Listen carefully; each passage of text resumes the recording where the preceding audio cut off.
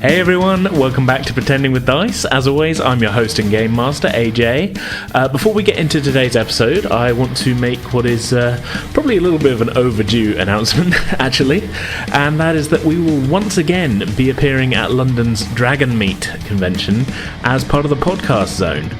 We're super pleased to be attending. This is going to be our 5th time in the Podcast Zone, and we couldn't be happier to be heading back once again alongside some other really amazing tabletop RPG podcasts.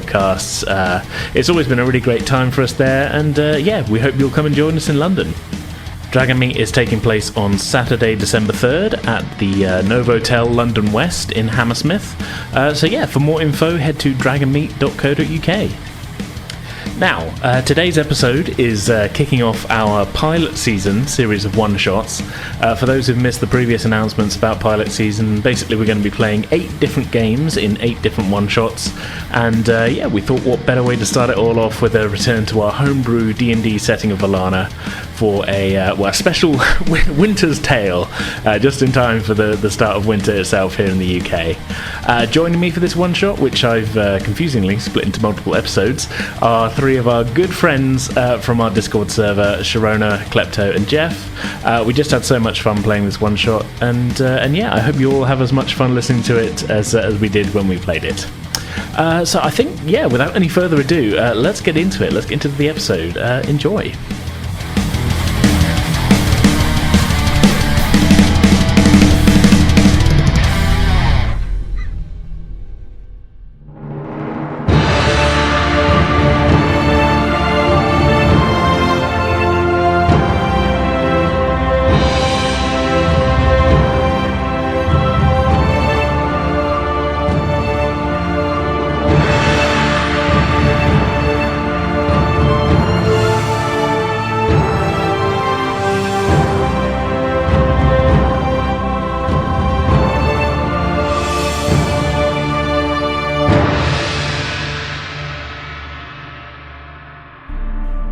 It is midwinter in the land of Vallanna.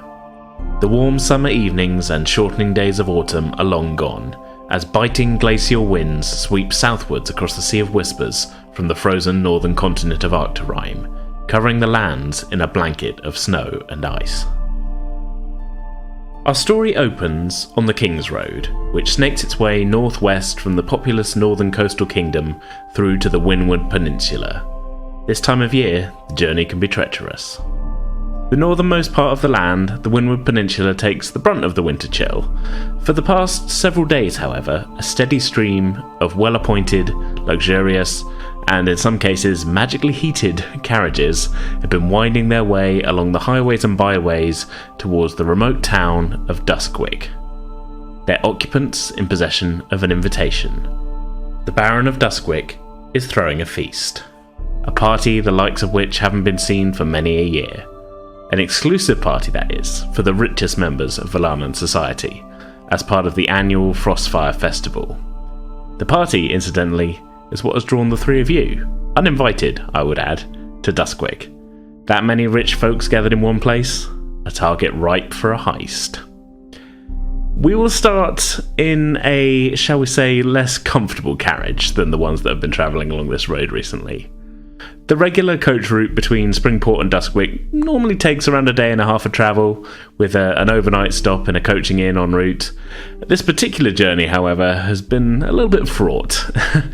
Caught in a blizzard, the 3 of you were forced to take shelter alongside the driver within the battered and chilly coach interior, spending a night huddled together for warmth on the side of the road. Digging yourselves out the following morning, you're back on the road, but this has now become a 3-day trip, and you're tired, cold, and very importantly, out of snacks. Why don't you each introduce yourselves and who you're going to be playing today? Right, I'm Scrunge, I'm a rock gnome, and I'm Klepto. I've got a nice little friend, he's a mouse called Rodney, and I like to steal things because I'm hungry. I love it. I am Sharona, and I am playing Moonlight on Velvet, a Tabaxi rogue. You can call her Velvet, and she promises that she really didn't take that gem the last time. We believe you. We believe you. And I am Jeff, and I'm playing the halfling rogue Hamwise Gamgee. Original character, do not steal. Yeah, 100%, 100%. Yeah, and I am the world's greatest thief. Self-appointed. Self-appointed. Yeah. I love it. Okay, so as I say, the three of you're into the third day of your trip to Duskwick at this point. Would it be safe to say that the three of you have worked together before, or is this a crew that's kind of formed recently? What's the deal here? Scrunge has heard many tales of Hamwise Gamgee's great exploits, and I mean, who hasn't? Yeah, it's the greatest thief ever. So Scrunge really wants to learn from the expert that is Hamwise Gamgee. You should hear some of the things he's stolen. Blow your mind. Velvet has also heard of Hamwise Gamgee, and she's pretty certain that she's a better thief than he is. And Hamwise heard of the procession and decided, yeah, we'll just assemble a crew. You put the crew together, did you, Hamwise? Yeah. Yeah, okay. So we won't make any mention of how the horses survived the night. We'll just say that they did. They're very hairy horses. Yeah, these are the hardiest horses around, and they love a blizzard. So your carriage is moving along the roads towards Duskwick now, and as it sort of turns a corner, heading along a kind of a wide but rapidly narrowing valley, you get your first view of the town. It's a moderately sized town. It's around 20,000 people live here. It's nestled snugly in like a sort of valley in the foothills of the northern reaches of the Silver Peak Mountains. Your view of the town as you approach is dominated by a large manor house on an overlooking hill, sort of looming over the town itself. This is the Baron's Manor. Around the hill is kind of clustered the town. It's a mixture of wooden and stone buildings, kind of closely built together with muddy, narrow streets winding between them. It was once a nice place, but that's not really the case anymore. Since the death of the old Baron about 10 years ago and the disappearance, mysteriously, of his only son and heir, the baronship has now been assumed by the miserly and cruel Baron Hector von Glau, who has slowly bled the town dry with levies, increased taxes, and generally kind of oppressive rule. On the outskirts, you can see, as you trundle in, many structures are a little bit run down. Some are even collapsed and abandoned. Who knows what happened to the residents. And as your carriage moves through the streets towards the central square, you're kind of hard-pressed to see a smile on the face of anyone going about their business. This time of year, the Frostfire Festival is normally a time for sort of cheer and merriment. Actually, when you left Springport to come here, people were happy they were in that town. They were setting up for the festival. It was all good, but you see no signs of that here in Duskwick. Your carriage pulls to a stop outside its final destination, an inn known as the Golden Steed. What would you like to do? Do we afford to stay in this place? I mean, I've got some money. Hamwise, do you have money? Weirdly enough, no. Completely penniless. I am. That's why we've planned this job, because I need money. But that's fair enough. I'm looking at your character sheet. You have no money written on it, so no, I don't. We need to find some money. So, well, I mean, I guess that's why we're here. Yeah, makes sense. Actually, Sharona, looking at your sheet, you also have no money. No, fair enough. This was... Who needs money? Yeah. So what Scrunge is going to do is he is going to look for the bathrooms. Okay. Or, well, the privies of this inn to see if there's any drunk person that he may be able to rob. Okay, sure. Here's a thought. Let's retcon. Maybe you spent the last of your money on paying the coachman up front for the for the journey. There we go. Yeah. Okay. So that makes sense. I wasn't even thinking about the journey. I was just like, we need a place to stay. Yeah, no, that's fair enough. We need drinks. So we spent the last of our money on this coachman, who then forced us to spoon him in the middle of a blizzard. He didn't force you to spoon him, but That's what you think. He did seem was fairly implied. up. He did seem fairly up for it, I will say.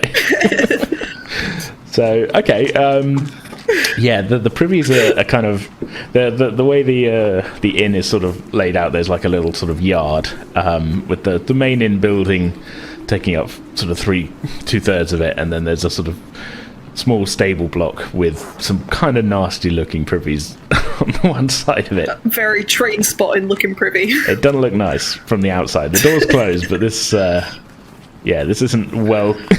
this isn't a well kept toilet, let's say. Are you trying to sneak in? What are you doing? You said you were looking for someone to sort of try to perceive if there's any marks to rob. Roll a perception check for me. You got plus That is that's a dirty 20. Dirty 20. Oh, well, that's pretty good. So you kind of creep up to the doorway, and it's I didn't really say what time of day it is. It's kind of mid-afternoon at this point.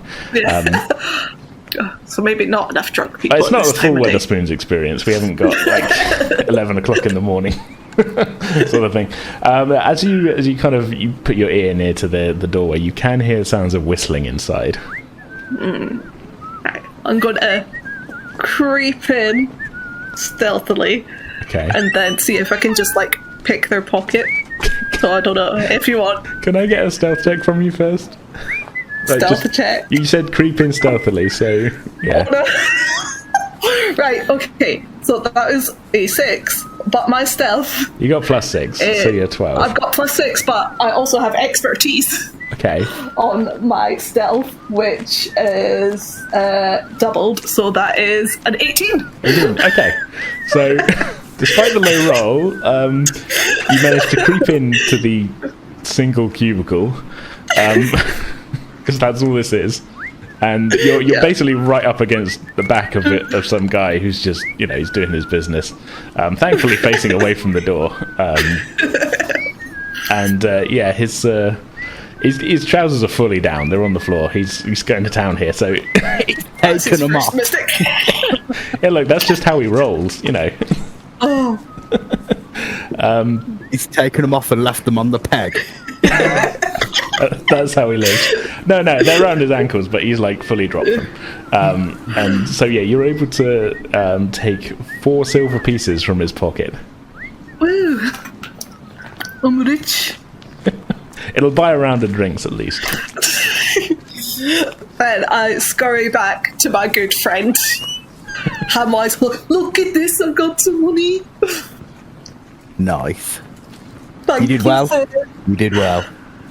Thank you, sir. There's a sort of muttering from inside behind you as this guy kind of.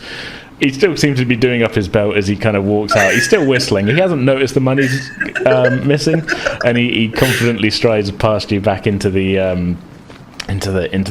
And before the door's even closed, you hear him shout out, "Bran, give me another one of the big pints." We should maybe make ourselves scarce. But one of them big points sounds nice. Yeah, but he's about to find out he has no money. Well, that sounds like a him problem. Because who's to say that the money I have is his money? It's my money. It's in my hand. Why would his money be in my hand? You want to check the coins for markings? He might have wrote his name on them. We're standing right outside the... He didn't see me. He was whittling. You walking away, was that? I follow Velvet. Okay. I'm going to start walking away. Sure, fair enough. Where are you going? I'll just follow as well. Okay. Away from the scene of the crime.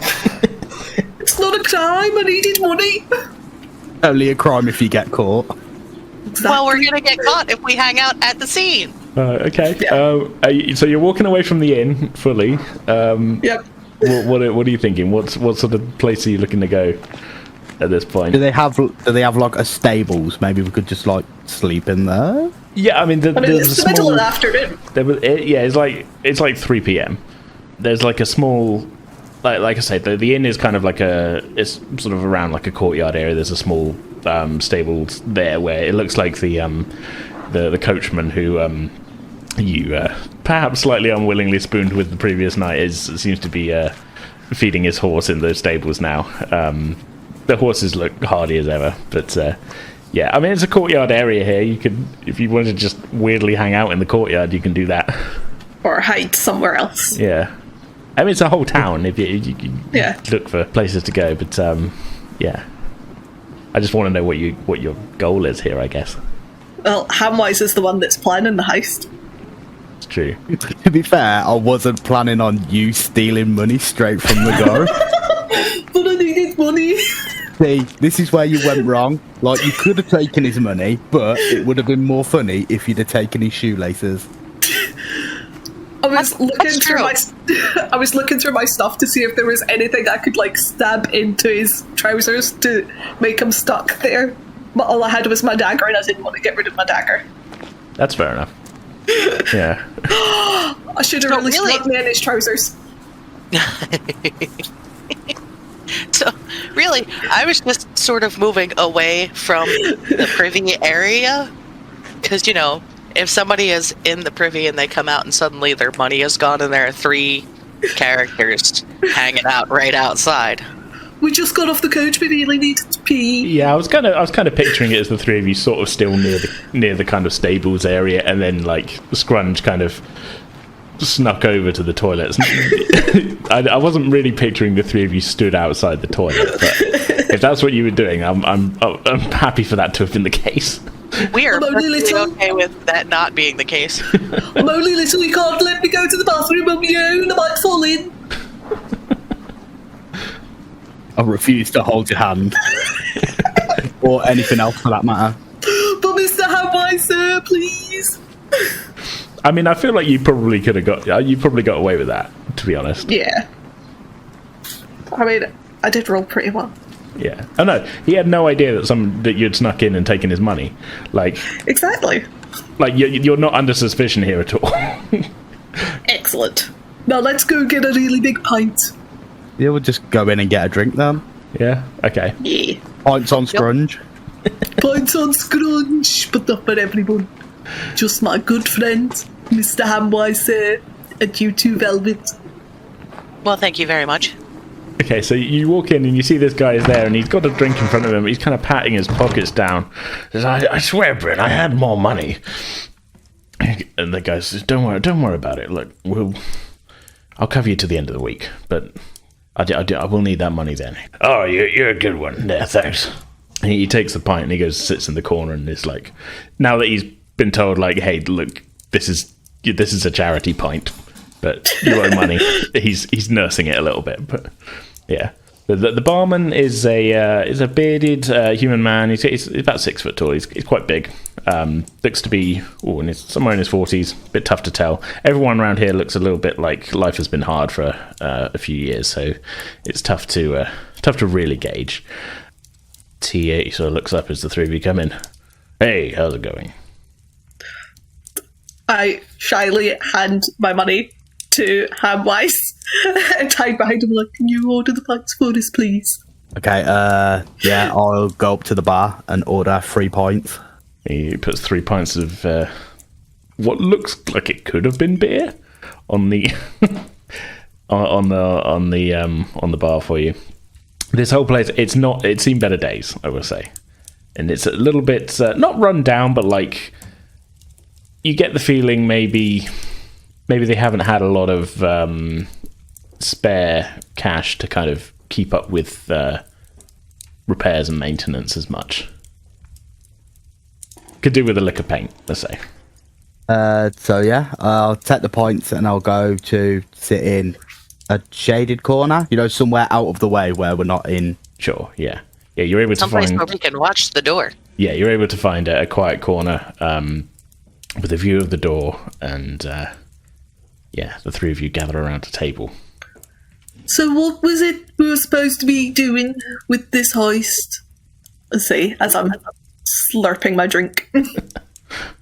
Now that is the question. I've heard that there's something valuable, and, gonna go in, take it, and then, yeah. Yeah, the general gist of it is that there's a lot of rich people converging on the Baron's mansion for this festival party, and the Baron himself is known to be a fairly rich man, and this seemed like a ripe for the picking target, essentially. A lot of well-to-do people probably bringing nice stuff with them, all in one place at one time, and who knows what's up for grabs. Yeah, basically we're going to go in, take what's not nailed down, and abscond. So how are we getting in? I don't know. I suppose that's why we're sitting in the corner, so we can like plan. So maybe we should do some reconnaissance and check it out and see what the entrances and exits look like, and if they are guarded, and how many people are going in, and what do they look like. Is there a back door where servants go in? We need to get closer to the manor. That sounds like a plan. It's safe to say none of you have been to this town before. Yeah, very safe. Yeah. Yeah. Fair enough. So reconnaissance it is. Are you doing that straight away, or I'm obviously finishing your pints and that? But Yeah, finish our pints. Did our pints take up the whole 4 silver? Technically, that's a he very never good asked question. me. He never asked me for money. So I kind of folded that into you saying I order 3 pints. I was never asked for money, and I'm keeping the 4. This might have been a problem. This might have been a mistake. I'm gonna tell Scrunge that it cost all 4. Oh, so either way, okay. Either way, you're telling Scrunge it cost all 4, but. Oh, Mr. Hamwise, that's a very weird price for points. I don't even know how that divides. It's a weird divide by 3. Yeah. But if you say that's what happens, I believe you. But I was hoping there would be money for snacks. Oh well. Maybe Rodney can find me something. Here's what I say then, Hamwise. It's probably safe to say that this altogether probably cost you less than a silver. Looks like I've made a profit then. Yeah, this maybe cost you, each one cost you three copper each, so you've made a profit. Yeah.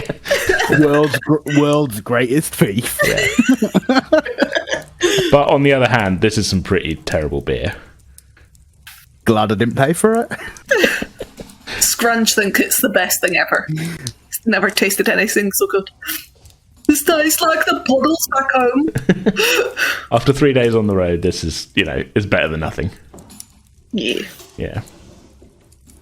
Okay, so I assume we finish our drinks and then go. You tell me. What are you doing? Yeah, finishing our pints. And because now we don't have any more money for any other pints because it was 4 silver for 3 pints. I mean, 4 silver for 3 terrible pints. exactly. I wonder how much a real good pint would cost. Maybe 10 gold. Oh, maybe we can look back. Maybe we can come back and have a look after we've got some more money. We can get the good stuff then. Yeah. Maybe it won't have things floating in it. It's not like there's toenails and things floating in. It's not terrible beer. Like, it's just not a very nice beer. That's all. It's not like like the glasses were clean. I just want to say it just doesn't taste very nice. No, it's like the Corona of beers. You've got to put a slice of lime in it to make it taste better. I do like a Corona with lime in there. I like how AJ is instantly defending his throwaway NPC barkeep immediately. Look, I don't want to get the wrong impression here that this is like some scumbag is watering down his pints. He's just serving what he's got, and he seems like a good guy from what you can tell from the 2 sentences you've exchanged with him. Maybe when we come back all rich, we can buy this pub and we can start a new franchise with spoons. Oh no. Start the Weatherspoons. No, with spoons. Every pint comes with a spoon. Oh no. We're not paying for spoons. Hey, do they get to keep the spoons, or do they have to give them back? Every pint comes with the spoon. Just for sifting. Gotta get the chunks out somehow. Yeah, you just as you're finishing your drinks, a sort of a barmaid comes over and says, "Are you done with those?" Looks to be half elf. There's a little bit of a family resemblance to the big barkeep, but yes, please. Yeah, just like pass the empty glass to her. Yeah, she gathers them up and takes them away, and so I'll be back. Clean the table in a minute, but unless you wanted more. No, we're all right, thanks. Okay, she takes them away. Are you now heading out for reconnaissance, or this is? Yeah, we'll go for reconnaissance. Okay. Head out for a squiz. All right. It doesn't take you too long to get across town to where the sort of the road starts winding up out of the tightly packed houses and other businesses and whatnot, sort of up towards probably the most well constructed thing you've seen so far in town, which is the front gate of the manor grounds. And even before you've kind of really left the buildings behind and started towards it, you can see that there are 4 guards kind of standing around near the closed gate. It's a sort of stone frame, and then going all the way around the property is a sort of there's a wall about 5 feet tall with on top of that another 4 feet of iron spikes sticking up. Clearly meant to be a "don't come in here" sort of message being sent there. Yeah, but as I say, at the front gate, which is pair of iron gates in a stone frame, there are 4 guards hanging around, looking a little bit menacing, I will say. Don't think we're gonna get in that way. So we look for another entrance? Yeah, we can. Terrain like around the manor. Now you're out of the buildings, it's not too sort of muddy or anything. Like the streets in the town are a little bit uncared for. There's mud and things, and it's not particularly nice. Around the manor wall itself, it's a little bit rocky. It's a little bit. Certain places, it's just kind of. Well, it's currently sort of. There's a lot of snow and things. This is midwinter, like I said, but there's some clear ground around the wall in most places. Not like flat ground though. It's sort of the manor is kind of on a hill, like I said. So. Okay, so here's what I'm thinking. I can distract the guards. How tall is the wall?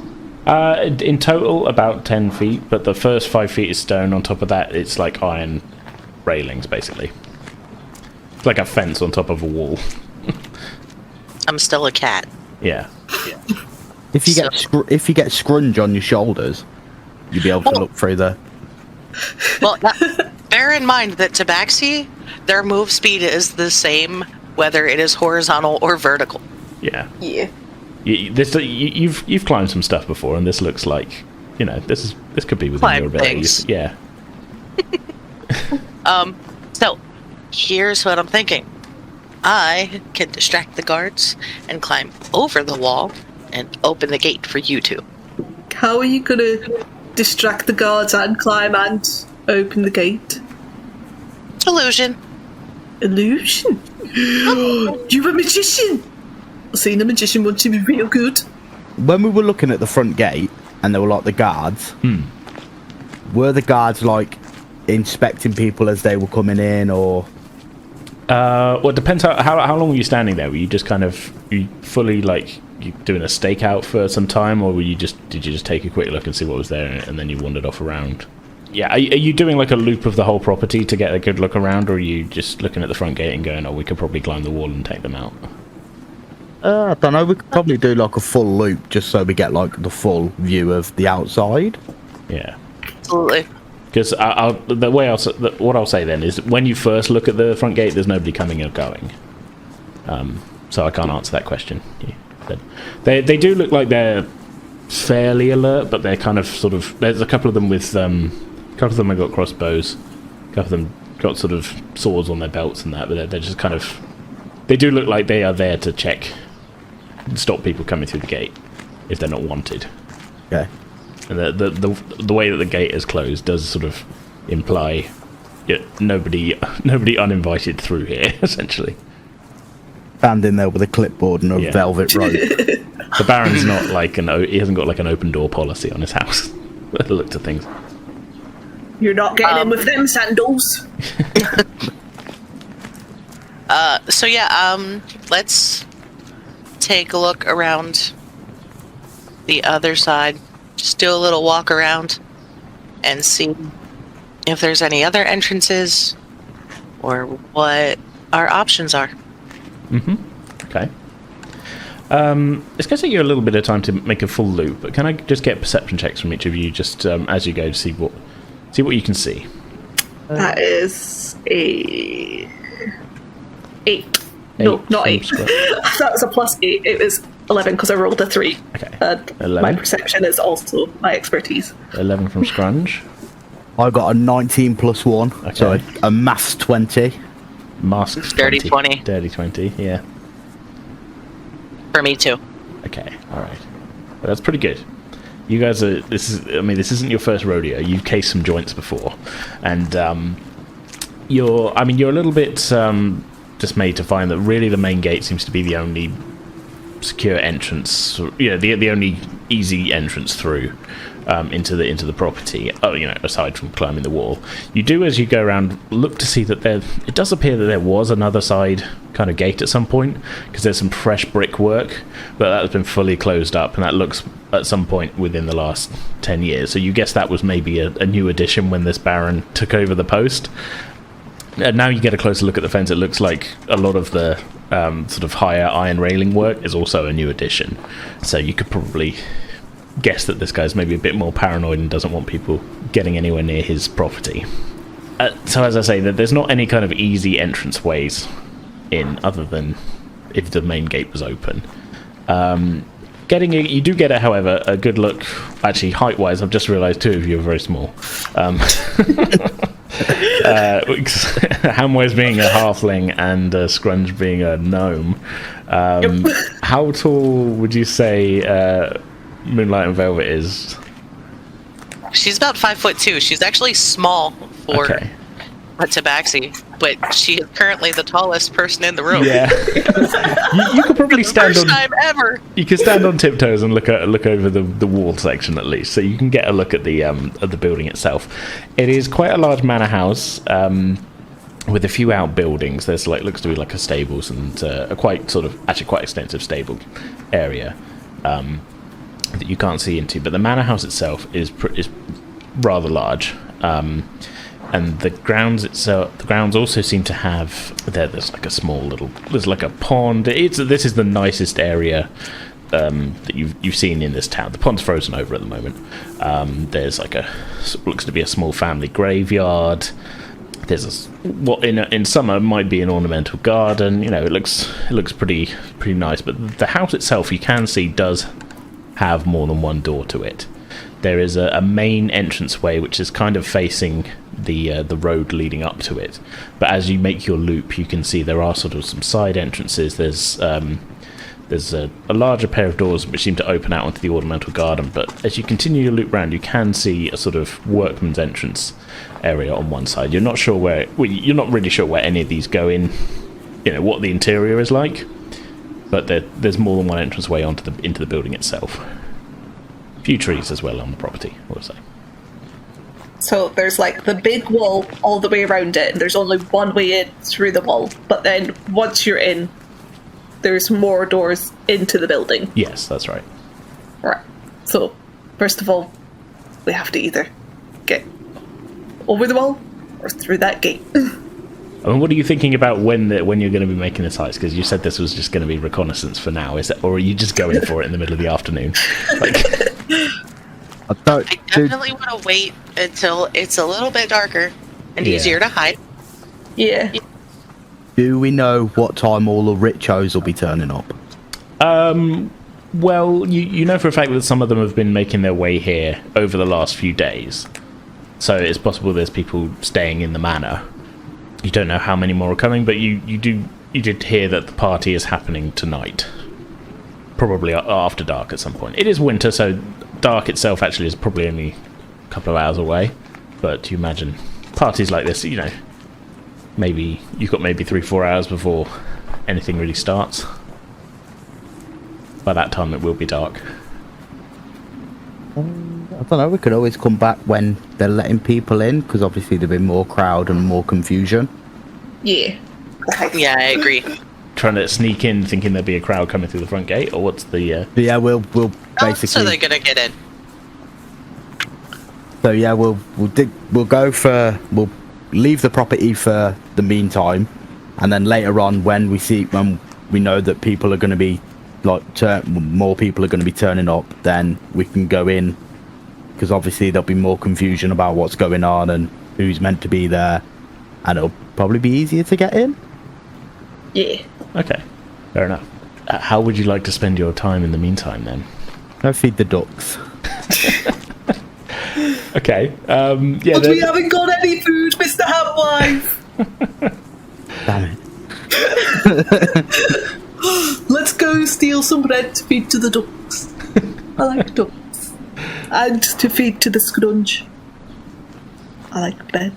So, there is kind of a small... there is a sort of river that runs parallel to the town, which is the place where you think there would be, if possible, any ducks. It's looking pretty frosty at the moment. So no ducks then. There's not a lot of wildlife moving around, I will say. This is midwinter. Right, Hamwise is just gonna stand at the bank with his he'll hand over his eyes, make it looking for the ducks. Can you see them, Mr. Hamwise? Yeah, they're over there. Just point in a random direction. They're over there. Confidently answering, yeah. Yeah. Scrunch squints in the distance. I can't see them, your eyes must be really good. Make a perception check, Scrunch. That is a 16. Oh, there's some kind of bird over there. What's a bird? It doesn't look much like a duck, but I'd completely double down. It's definitely a duck. You know a lot about birds, Mr. Hamwise. Yes, I do. It all comes with training. One day, maybe you will be as good as me. You gotta teach me about the birds.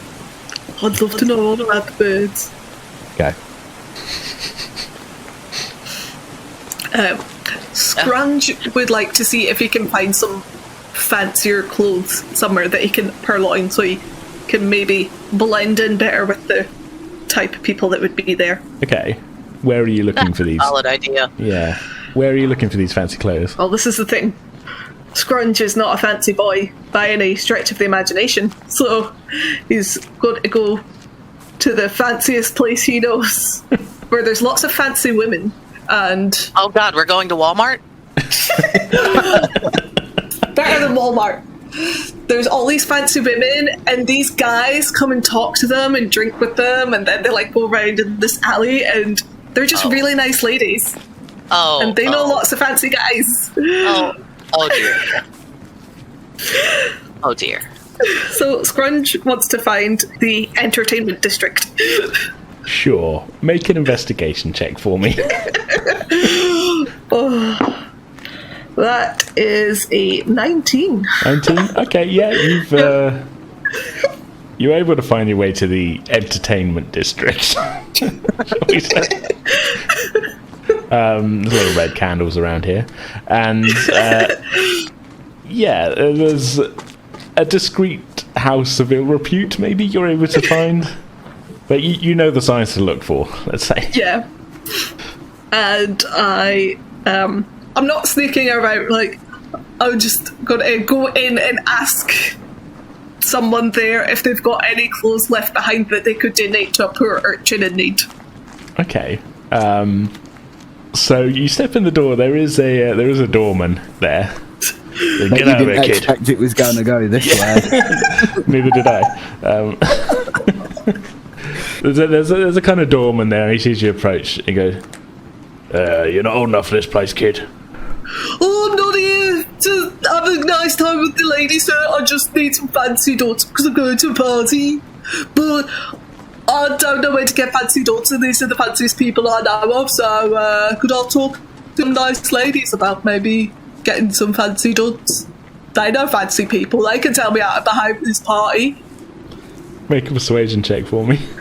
Actually, I guess this is sort of deception. He thinks you're a kid because you're a small rock gnome. That is a 15. 15? Yeah, I don't... Yeah, this guy is... Actually, you know what? I should probably do like an insight check, shouldn't I? Well, I rolled a 2. So, this guy definitely doesn't have a plus 13 in insight. Yeah, he says, you be quick, but I want you out of here before it gets dark, before business picks up.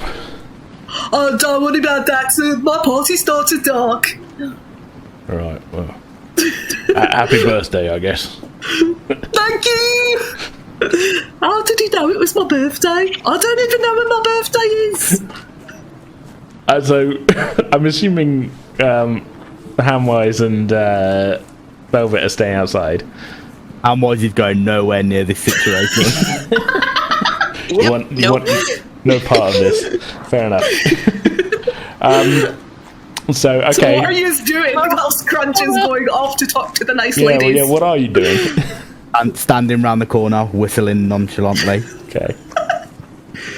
Velvet's probably standing there cleaning her claws, but she is definitely impressed with how honest you just were. Fair enough. And still got where you were going. Didn't say where my party was, did I? Many parties in town. Okay, Scrunge, so you step inside. It's not as run down in here as the inn was. There's maybe a bit more money flowing through this place. But yeah, there seems to be there's a couple of ladies hanging around. There's also a bar in here. Again, looks to have a bit more of a nicer selection of various bottles behind the bar as well. There's a couple of bored-looking ladies hanging around. I go up to the oldest lady, thinking, she'd be the most senior lady of this place. Fair enough. And, hello there, fancy ladies. Hello. Hello, my name's Scrunge, and I've got a party later, but I don't really have anything nice to wear, and I know you got lots of fancy gentlemen that come here, and I thought maybe they might have left some clothes behind that you could donate to a poor little urchin like me. What kind of party are you going to? It's just a really fancy party, it's my birthday. This isn't the kind of request we normally field here, I will say. Well, the man outside says I wasn't old enough for the other stuff. How old are you? It's my birthday today. Yes, and how old will you be? A year older than I was yesterday. Which was? 17-ish. 17-ish, okay. I'm not very good with numbers. Well, you're lucky. Scrunge, was it? What a lovely... Yeah, Scrunge. What a lovely name. What's your name? Margaret. I love the name Margaret. Thank you. So, do you have any clothes? I'll have a rummage around in the back. Hold on. She just doesn't see it. She doesn't really care what's going on. Actually, you know what, mate? Just for the look of it, make a persuasion check for me, because you probably should be asking to talk to her. Persuasion. 10. 10. Okay. Yeah, whatever. Just for a rummage, comes back. Says, well, we probably don't have a lot in your size. That's alright, I can just roll it up. Or I've got a knife, I can cut it. All the clothes are mismatched. They're clearly not from the same person. There is a pair of slightly brown-looking trousers. That's the colour of the fabric. I don't want to imply that someone's shat themselves. There is a sort of a beige kind of cravat. It's very billowy. Definitely too big for you. The arms are very long. And a waistcoat, which is a bright purple. Ooh, fancy. Yeah. And a hat. Ooh, is it a top hat or just a hat? It's like a flat cap. Flat cap. Yeah. So I know this isn't that fancy, but these are the fanciest clothes I've ever seen. Thank you very much. I say people around here aren't the fanciest. I don't know about that, miss. You're the fanciest lady I've seen tonight. Oh, you. Would you like to see my friend Rodney? Is that some kind of smutty innuendo? I go to wrestle around in my pocket to get out Rodney, but then I see the look she gives me, I'm like, alright then. And I shuffle away with all my goodies. Just bundle them up in my arms and go back out and look around for Hamwise and Velvet. I mean, they were around the corner, so I don't know if you see them. Mr. Hamwise, Velvet! I'll get some clothes. It's not really a full outfit, I would say. I think what he's going to do is he's going to take the cravat and the trousers and the waistcoat and the cap. That's going to be his outfit, and he's going to like cut the bottom of the legs of the trousers off, so they're like cut to just below the knee. So he's got like 3/4 length, 3/4 length brown trousers, a purple waistcoat, and a beige cravat and a flat cap, and he thinks he is the height of fashion. Sure. Okay. Yeah. No. You've got a +6 in stealth, sleight of hand, so let's just say that you're able to adjust your clothes. What do the pair of you think of Scrunge's weirdly? I was about to say ill-gotten, but like he did ask for them and they just gave them to him. What do you think of his new acquisitions?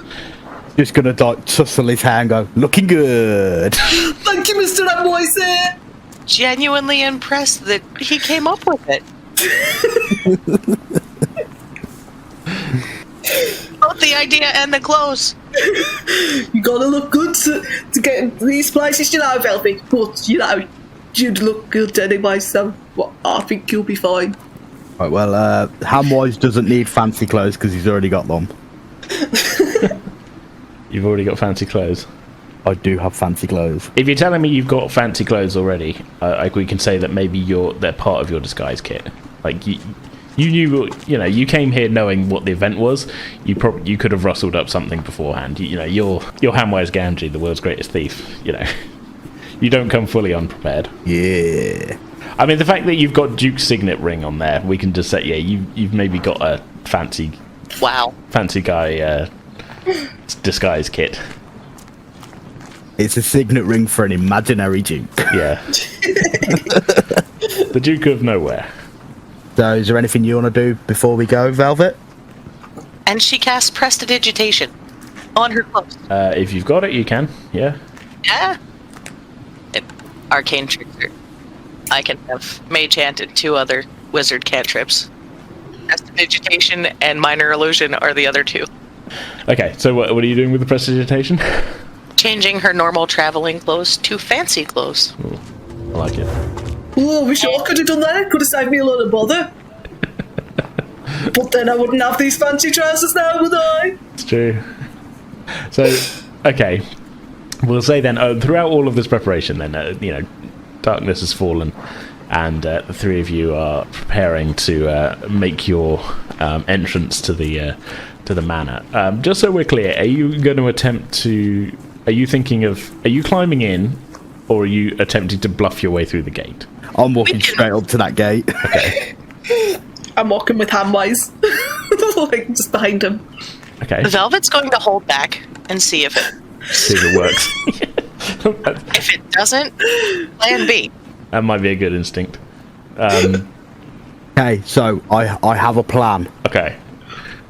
My plan is I'm going to go into my disguise kit. I'm going to pull out one of those, the Groucho masks that have got, like, the glasses with, like, the fake nose and the moustache. Sure. I'm going to put one of them on, and I'm going to stroll up to that gate. Okay. Are we going ahead with the plan now, then? This is the... Yeah, it's go time. All right, it's go time.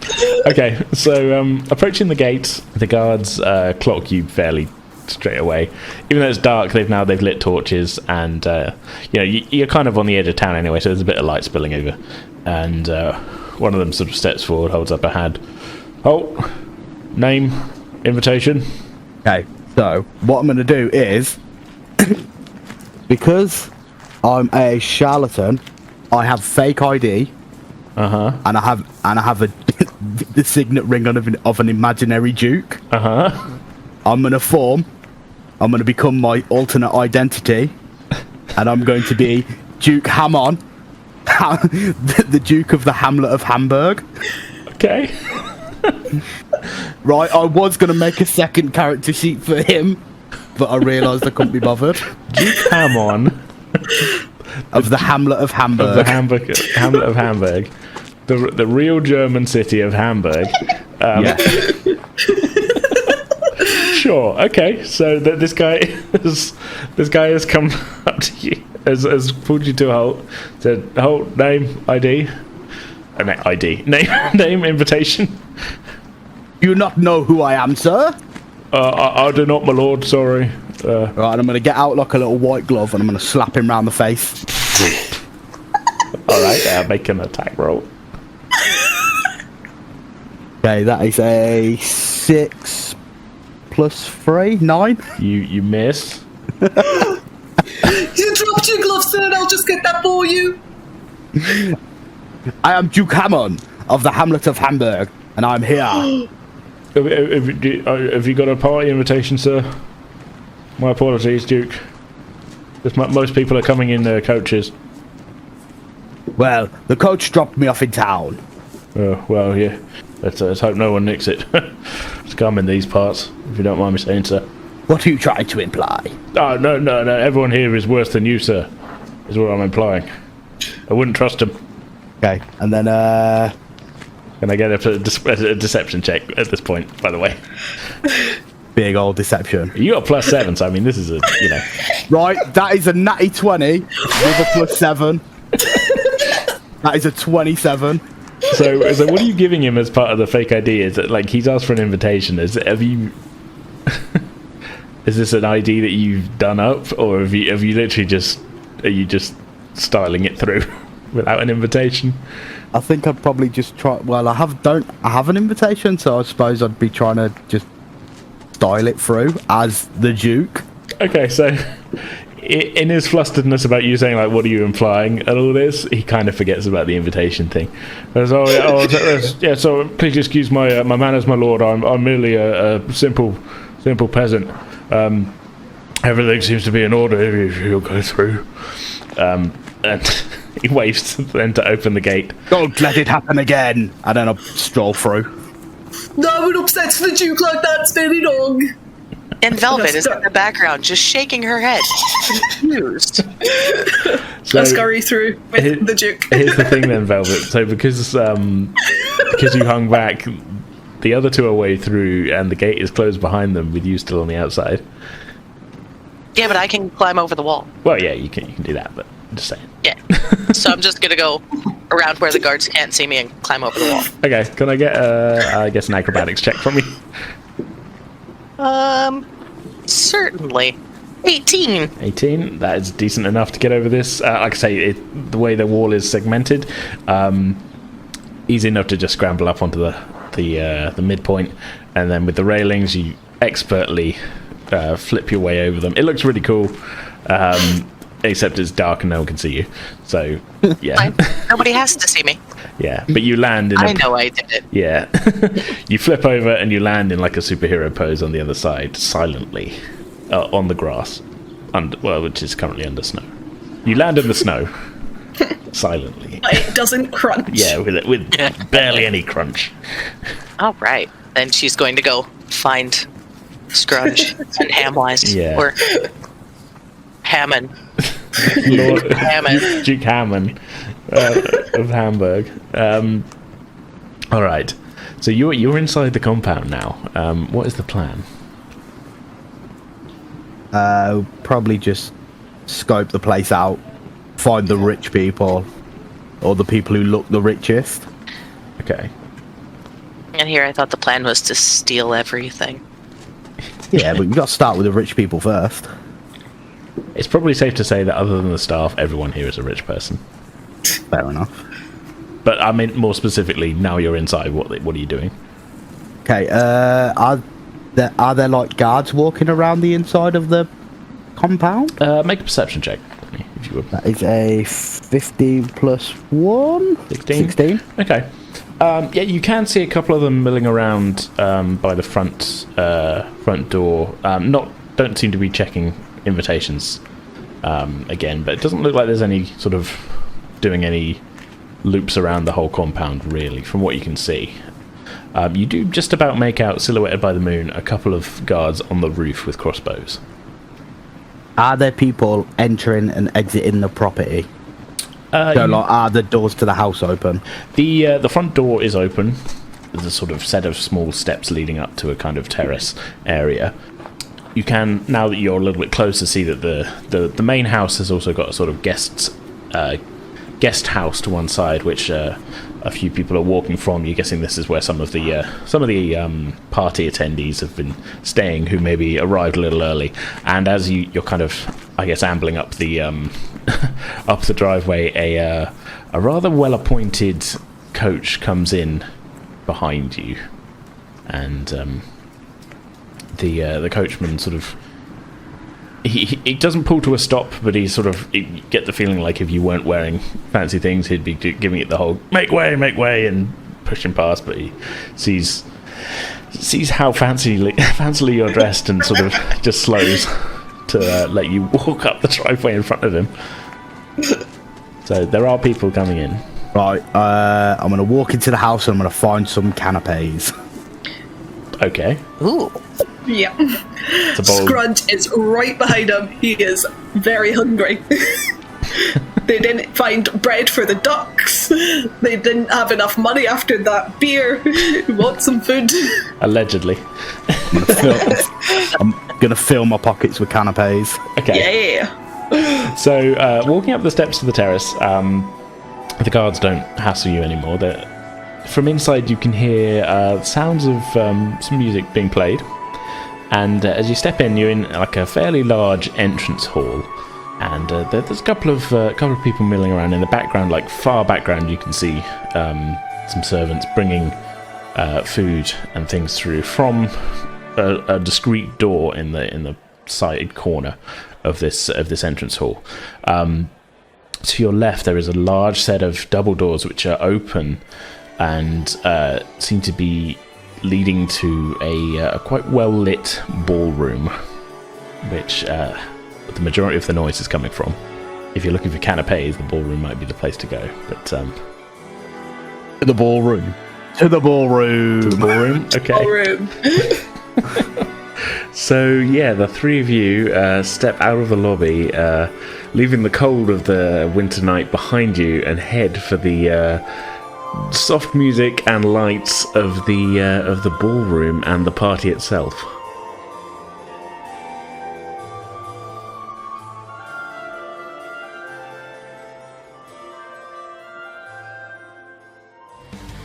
Alright, that's going to do it for this episode. We'll be back in 2 weeks' time on Thursday, November 24th with the next part of this story. So we'll see you all then. In the meantime, you can find links to all of our other online presences, including links to our Discord server, our Ko-Fi page, and our merch store at pretendingwithdice.com. So yeah, for now, that's our show. We hope you all enjoyed it. See you next time.